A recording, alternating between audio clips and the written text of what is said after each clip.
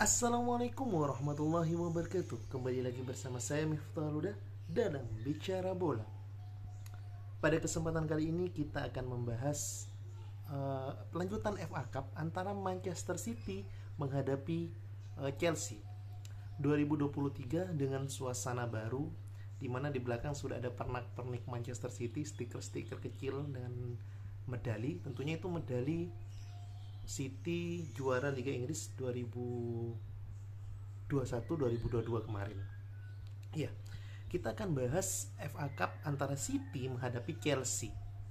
Sebelumnya mereka pernah bertemu di tengah pekan kemarin, di mana di liga mereka bertemu dan City menang dengan skor 1-0 di kandang dari Chelsea, Stamford Bridge. Maka dari itu, tentunya City lebih percaya diri ketika menghadapi Chelsea di FA Cup pekan ini, di mana mereka tahu titik kelemahan dari Chelsea dan mereka tahu bahwa kekurangan dari Manchester City di pertandingan sebelumnya menghadapi Chelsea akan menjadi sebuah catatan buat Pep Guardiola untuk mempertahankan dan menambah juang di pekan ini. Dan tentunya hal itu terbukti dan terbayar lunas, di mana City mampu mengkandaskan Chelsea di FA Cup. Ya, FA Cup walaupun ajangnya adalah cup dari sebuah liga, dari sebuah negara, namun antusias penonton, antusias pemain untuk merebutkan juara itu sangat tinggi. Maka dari itu, banyak pemain-pemain yang notabene belum tampil di reguler di setiap pekannya tampil di FA Cup ini, karena ini merupakan ajang untuk teman-teman atau pemain yang tidak tampil reguler di setiap pekannya. Dan City membuktikannya, di mana City dengan para pemain-pemain yang non reguler di setiap pekannya seperti Alvarez, Cole Palmer, terus backnya Sergio Gomez itu tampil di pertandingan ini dan mereka mampu membayar kepercayaan dari Pep Guardiola. Mungkin di babak pertama City mulai membaca permainan dari Chelsea. Ya, kita tahu Chelsea beberapa pemainnya ada pemain mudanya karena mereka juga berbutuh rotasi dalam empat kompetisi. Maka dari itu City maupun Chelsea banyak mengandalkan pemain lapis keduanya. Namun walaupun lapis keduanya, City mampu menguasai pertandingan sejak menit pertama. Terbukti di babak pertama aja mereka mampu mengalahkan permainan dari Chelsea dan bahkan mencetak 3 gol di babak pertama. Tentu ini bukan sebuah kebetulan untuk menciptakan 3 gol.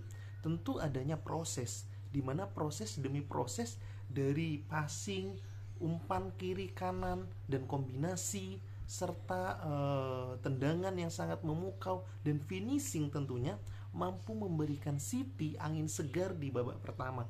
Kita lihat dari gol pertama di mana Riyad Mahrez mampu menceploskan bola ke gawang dari Kepa dengan tendangan bebas yang sangat tajam dan menukik ke pojok. Ya, kita tahu tendangan itu, kita tahu kualitas Riyad Mahrez, dan kita tahu bahwa itu sangat-sangat bagus sekali. 1-0 untuk Manchester City. Tapi perlu kita ingat bahwa momen seperti itu tentunya akan menjadi sebuah momen yang sangat bagus untuk memboosting perjuangan dari Manchester City selama pertandingan tadi malam. Dan terbukti ketika babak pertama, setelah gol pertama, City tambah lagi penyerangannya dan dianugerahi penalti karena kesalahan dari Kai Havertz dari sepakan pojok yang mampu ditahan oleh tangannya.